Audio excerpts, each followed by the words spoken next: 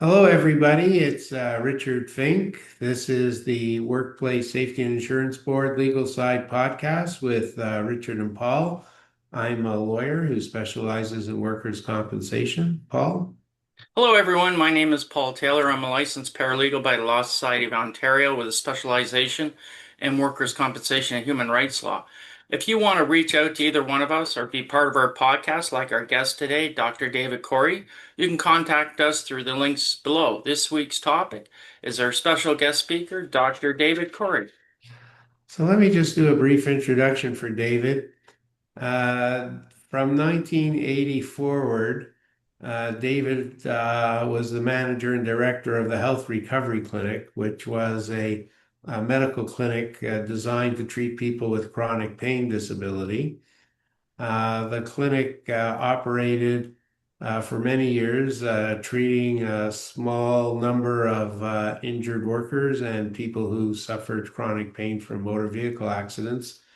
But sometime around 2010, and David can go through this, the WSIB retained David's clinic and made it part of the Mount Sinai Pain Clinic to deal with numerous injured workers. And there were studies done of David's program, and we'll have him speak to that. So I guess the first question I have for David is, how would you define chronic pain? Well, but thank you, Richard and Paul. Nice to be here and looking forward to this. Chronic pain, by definition, is any pain that persists for more than 3 to 6 months. That's the simple definition. Why it's there is variable, everything from neurological conditions to some researchers argue that there's actually a change inside the brain that, as you know, pain is produced in our brains, even though it feels like it's in the periphery. But it's possible that a change in the brain can produce ongoing pain for people. So it's pain that's not always dangerous. It's not always harmful to the patient, but it is very harmful to their lifestyle and their ability to sleep and to engage in work and to enjoy life. So it's a serious problem in North America and the world around. It's a problem that is probably one of the biggest untreated ongoing problems and a big factor for workers' compensation systems, as you well know. Hmm. So you founded the Health Recovery Clinic. What was the essential nature of the program and when did it start? Um, I originally trained at a group in McMaster who had a combination of a psychiatrist, a psychologist, and a physician, an internal specialist. And I trained there. The idea was that instead of treating pain with just drugs or just one kind of a therapist, their idea was to take a group of therapists working together in a team to attack the problem because the problem is complex, to attack it from a psychological and physical medical perspective simultaneously. And so I basically copied that model. After training there at McMaster for 2 years, I came back to Toronto and I started working with another internal specialist, Dr. David Etlin, who is now deceased, and a group of other therapists. And we worked together with the same model. And in about 1981, I think it was, I first approached the Workers' Compensation Board, named at that time. And I think you were at that meeting, Richard, if I'm not mistaken. And so we said to them, we could do a better job of helping people manage their pain, thereby being able to function better and return to work and so on and so forth. And they agreed to a small number of cases that we then treated over the next number of years. So what type of medical professionals were at the program as it started going in the 80s? In the 80s, the primary professionals were either physiatrists, who are specialists in physical medicine, mostly musculoskeletal problems, and internists. Internist works mostly in diagnostic roles, and is very good at identifying, the disease condition that people have. The main reason why physicians were really instrumental in this case was that to deal with the patient's concern and the patient's doctor's concern about whether or not the pain was in fact harmful to them or not. That's a big factor for people because if you're doing any activity and it causes pain, after a while you begin to say, well, is this a danger to me in some way? Is this going to get worse in the future? Will this cause, a need for surgery in the future? So it was important for the doctor to be able to identify whether or not the pain was a signal for harm or not. When did the occupational therapists, psychologists, physiotherapists all come on board? So over the years, we gradually began to expand the team. We started working with very good quality physiotherapists because we understood that a large percentage of our population had muscular type problems, musculoskeletal type problems. That was the biggest subgroup of our patients. We then added also biofeedback to be able to teach people better how to use their bodies. We added massage therapy after a while. We then went to the work sites and began to realize that the work sites were a potential, because our goal was to help people return back to work. Our occupational therapists would go into the work site and convey with the team there, the boss, and sometimes modify the job itself so that it was more suited to the patient's to the workers' condition. So over time, we expanded the team to the point where we had a team of about 6 or 7 different kinds of treatment specialists, all working in combination with the patients. One of the things that differentiate your program from the current one is time the worker is spending at the program. So what was the time sequence for the Well, our attending? preference was to work with the patient 5 days a week for a period of 6 to 8 weeks. How many The hours a day? It was about 5 to 6 hours a day. So, and the minimum we would do would be 3 days a week, 5 to 6 hours a day.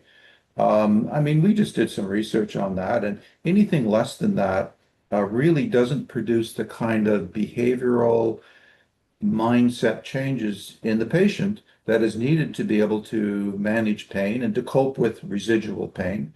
One of the problems I think with the current program is that it's just too minimalistic. It's, 1 time a week is simply not sufficient.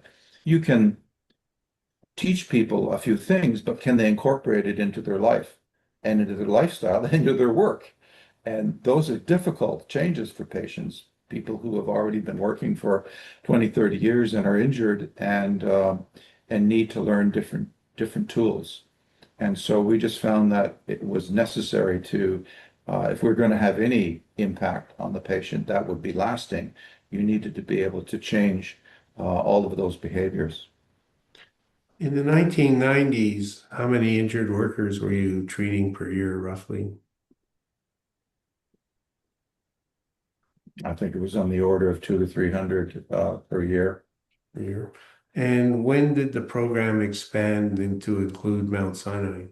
Well, I got a message from the Workers' Compensation Board, WSIB, in the early 2000s, basically saying, could I do this program in a public hospital? They had a push to use public hospital. We were private clinics. We had 3 of them in Toronto. And so I said, certainly we could. And so I teamed up with Mount Sinai Hospital. They had an existing pain clinic. And so we teamed up and we started working there in 2011. And what was why the change in the board's dedication to this type of treatment? At that time or afterward? Well, at that time, in 2010, 11. Yeah. Well, I'm not sure. They wanted the treatment sites to be public hospital sites. We reorganized our other clinics to do that. there was just a philosophy in the organization that this should be done within a public hospital, and we were fine with that. We were fine with it.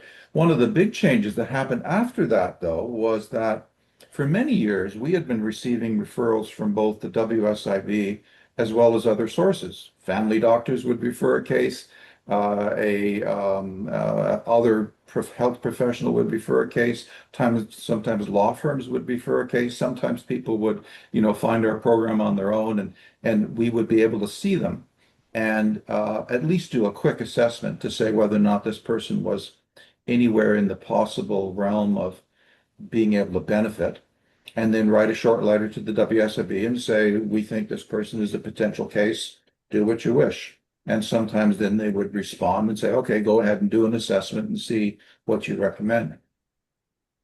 But shortly after we started at Mount Sinai, they said to us, no, from now on, WSIB is the only source for referrals from that moment The, on. the ones And that, that oh, sorry. The ones that you were talking to at the WSIB, do you know if they were doctors or scientists or just what we call as medical layperson? In the beginning, it was just the doctors. Toward the end, it was more of the administrative team who were overseeing healthcare service at the board. Okay. And when you're talking about chronic pain in relation to the treatment of it, is there a consideration like when you're talking about saying, for example, like when I was working in that, do you consider or like do you look at, I know you mentioned the work environment and that, but do you also look at the type of work? Like many people, at least all the injured workers I've ever talked to, always wish they could go back to work. And the one thing I've noticed with the board is in their forced return to work program is that they rarely take seriously safety sensitive positions like operating a truck or school bus or transit bus or plane or ship or railway. They don't look at that in relation to the pain as being an impairment. Also, is if you're my doctor prescribing me pain medication, like some pain medications, even over the counter, are okay, but then you get the more um, concerning Opi ones like the o- opiates. Opioid based, yes, right. Yeah. So I'm just wondering, like, is that factored in when you're doing your assessment and saying, okay, Paul or Richard, let's try you with work, but let's be careful with the work you're doing in that. The safety sensitive part is what I call it. Sure. Well, our OTs would always look at the demands of the job in relation to the patient's demonstrated capabilities. Um, and sometimes we would say there's no possibility here for this person to do this particular job, and we'd suggest retraining of some sort.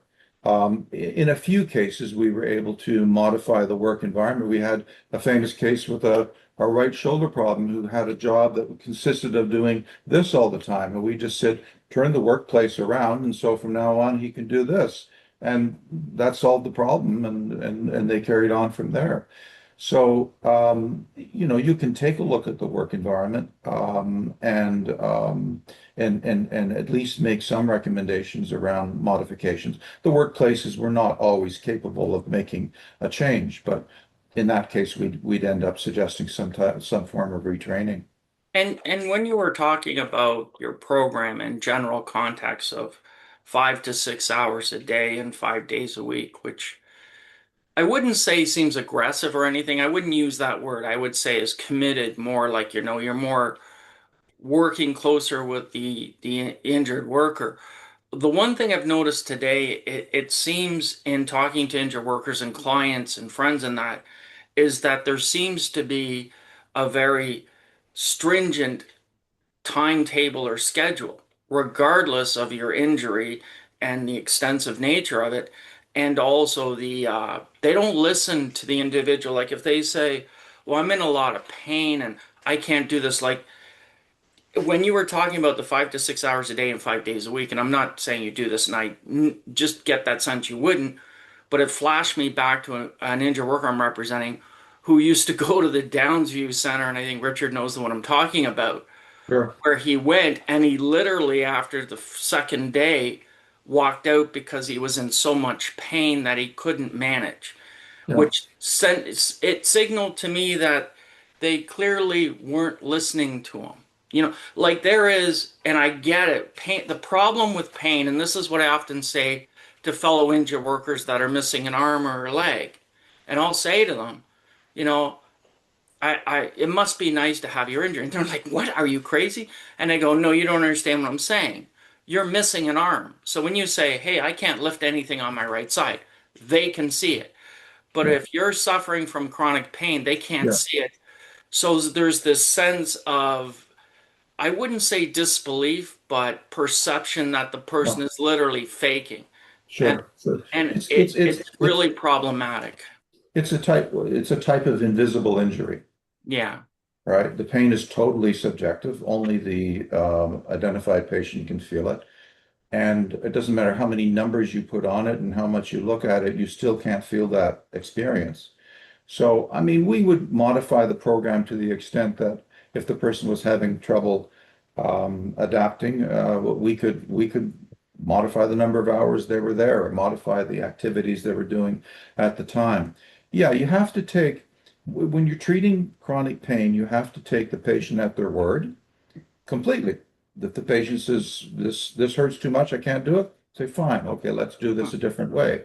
So that is, I mean, the key of the beginning of good treatment for this population. So when the board started you at Mount Sinai, how many injured workers were you seeing annually at that point? Well, it had dropped at that point because of the change. Remember the change I mentioned about you could no longer take outside workers to assess. It dropped down to below 100 at one point, and eventually it got to the point where the numbers were so low we couldn't carry on. We to be able to maintain a program of that type with all those salaries, we eventually just gave up in 2017. We gave up. So this would be 100 people you'd see annually, Yeah. not at one time, but for the whole year. Yeah, over the year. And we didn't accept all patients. Not all patients were suited to this type of thing. We were accepting about 85%.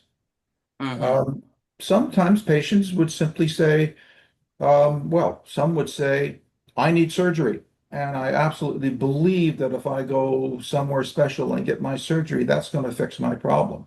And they weren't open to a non-surgical approach to the problem. Sometimes they were too depressed. Sometimes they were too anxious. Sometimes there were personality factors that were at play. So I always argued with the WCB, the program that you're currently referring to takes everybody. I think that's a big mistake. It's not suited to everybody to take this kind of self-management approach to pain management. I think the system, would you agree that to put how would I say, is a comparison, is that when you're driving your car and the engine light comes on, there's people that, oh, and they book it in for service and they take care of it. It's an indicator of an underlying problem. And to me, I compare that to what pain is. It's sometimes like when I started working out, that guy that really bends and pushes you, right? That evil person. And he'll say to you, it's good pain, meaning your muscles are growing. So that kind of pain is okay and that's good because your body is growing the muscles and it's healthy. But then there's the not good pain, which I think is part of the problem with this. And I think that the system or society is mixing those two up. Mhm. That's What the do you, difference. So we would call that the difference between hurt and harm. right. If the pain is signaling harm, of course. And that's a very key issue for patients. And that was, as I said at the beginning, that was one of the key roles of our physicians to be able to sort that out for the patient. And there are times when pushing to pain limits for musculoskeletal type pain is useful. And sometimes you have to do it more gradually, but there are times when that is appropriate. But the patient has to believe that that is in fact not causing them damage. And once they're at that point, then you can move forward. See, like I would tend to believe a specialist or even a doctor. who says, you can push it a bit, but I've never heard, at least a family doctor, or one that I trust and know, to say, oh yeah, you're fine, go ahead, go ahead, go ahead. Like not taking, they always say, well, try it, and if there's a comeback, you know what I mean? That always that legal sense, you know what I mean, in a way. Sure, But they're sure. being cautious and they're being careful. I've noticed, whereas with the compensation system, they're basically like saying, no, you're fine, go back to work. We don't care. Yeah. And it's gotten to the point where I hear from a lot of injured workers saying, why should I trust you, the system, when if you tell me to go back to work and I re-injure myself, the harm thing you're talking about, or the condition becomes permanent, you're not held accountable. Why should I trust you? You know what I mean? Whereas with the doctors, I've always noticed that they do tend to have that, you know, that caution. Well, at least they used to. Now, I don't know, not so much. Yeah. One of the main You, major things that our medical specialists did was to call the family doctor and have a chat with them about the issues around hurt and harm because the family doctor wasn't always aware of the difference and they weren't always clear about the patient's own situation. One of the things I found with the WSIB, though, over the years is that pain was not really an issue for them. They didn't see that as a goal. Pain management was not the thing they really wanted. What they wanted was the patient returning to work, period. That was their goal and their only goal. And so it became clear over the years that being able to tell the WSIB, not only is this patient returning to work, but they're also reporting less pain. They were interested in one issue, but not the other. So that became clear over the years. In fact, I was told by executives at the board that if they simply do nothing with these patients except deem them to be capable of returning to work and terminate their benefits, that only 50% of them ever come back to complain. And so their attitude was, hey, by doing nothing, 50% of this problem goes away. So your program has to do significantly better than 50% return to work in order to be successful. So That that was a high bar for us. I read in this book on insurance, insurance companies have been doing that in the US and in Canada, and the courts have been holding them accountable. In Canada, they created a new tort, a new civil law called insurance bad faith. And where they're not only when you sue the company, so say you're suing, say this was a private insurance company, car accident or disability benefits, and you're suing for your actual losses of say 200,000 or whatever. The courts are now allowing you to claim an additional claim of monies or damages under the tort of insurance I bad see. faith. I But see. it seems to be missing with the compensation system for now. David, I wanted to ask you about your studies. So you did some studies that were published in medical journals. What was the results of the studies? Well, on average, patients who were through our program, and these are the ones who finished, about 60 to 65% were able to either return back to work or go into retraining. And on average, they reported about a 20% pain reduction over the course of the program. So so compared to that 50%, the difference between the 50% return to work and the 65%, that was really the gain that we were achieving according to the WSIB. And I think over time they got to the point where they thought, well, why would we spend? I mean, it was an expensive program. We would spend easily $15,000 on a case. And I think they got to the point where they were saying, well, we get rid of them for no cost, and the extra benefit to the extra cost for this type of program, I don't think that was really that was not their corporate goal.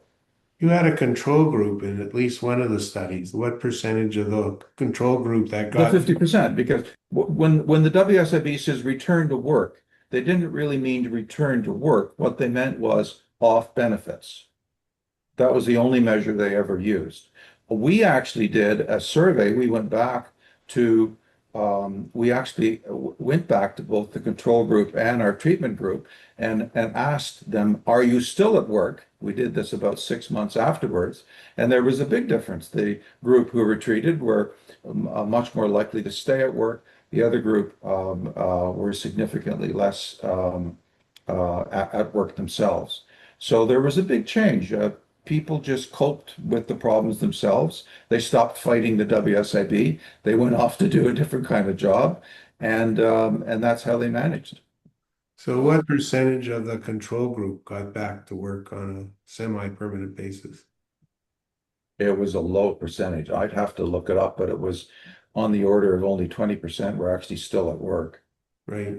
So you can see that although you didn't get anywhere near 100, you were well ahead of the Yeah, people without treatment. yeah, yeah. But from the board's perspective, since everybody was off benefits anyway, they didn't really care.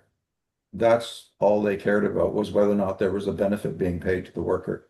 So would And you Paul's right. Paul's right about the issue around if you have a broken leg with the WSIB, you actually get pretty good treatment. They do a good job of managing that. But when it's something invisible like pain or brain injury or something that doesn't have an objective indicator that's subjective, then they don't do a very good job, in my opinion. it's funny because the Supreme Court of Canada, and I'll just read this quickly. This is from their decision in 2003. And it goes on, despite this, and it's talking about chronic pain. Despite this lack of objective findings, there is no doubt that chronic pain patients are suffering and in distress, and that the disability they experience is real. While there is at this time no clear explanation for chronic pain, recent work on the nervous system suggests that it may result from pathological changes in the nervous mechanism that result in pain continuing and non-painful stimuli being perceived as painful. These changes, it is believed, may be precipitated by peripheral events, such as an accident, but may persist well beyond the normal recovery time for the precipitating event. Despite this reality, since chronic pain sufferers are impaired by a condition that cannot be supported by objective findings, they have been subjected to persistent suspicion of malingering on the part of employers, compensation officials, and even physicians. I go to this every time I hear chronic pain, I go to this decision for two reasons. That it's funny because it's paragraph one of their decision, and it's such a powerful statement. But what makes me laugh is that this was written over 22 years ago. And it's not that and this is across Canada. This was a decision from Nova Scotia. And it's not that the compensation systems are getting better in treating injured workers, they're getting worse. It's like you said, and I think you might agree, is the WSIB not concerned with recovery? They're more concerned with just getting them off the system. So in other words, you can have a debilitating injury and inability to work. They just don't care as long as they can get you off the system. And it goes back to what Richard has been saying and droning on about in every podcast is the WSIB just really isn't helping injured workers like, well, one, like they say in their thing whenever you call them, and two, like they're mandated to do. Let me ask David one last question, which is, what's your current program that you're involved with now that you left health Well, recovery? it's interesting. Over the years, and as Paul was saying, the lack of objective evidence for pain has been a barrier, a huge barrier, both for the compensation system and also for medical professionals. I mean, medical professionals want to know what's the blood test tell you? What's the objective test, right? That's how medicine is designed. And so I got interested in technology that actually looks at the brain. And so, one of the changes in the brain, there is good evidence now that if you use a technology called functional MRI, and you look at the brain function of people who have chronic pain, that there's a change in one of the networks called the default mode network. And so I started working on that and have actually had one case that was a motor vehicle injury case where the patient had chronic pain, and we used the default mode network dysfunction to just demonstrate that there's an objective change in the brain that's consistent with chronic pain. And so that's one of the fields that I got into. And then over time, I became better aware that you can do the same thing with brain injuries. People who have brain injuries have mild to moderate brain injuries have a similar problem to those with chronic pain, that they have ongoing symptoms, and yet the tests that we use, the CAT scans and structural MRIs, are not effective at picking up the problems. They're useless basically.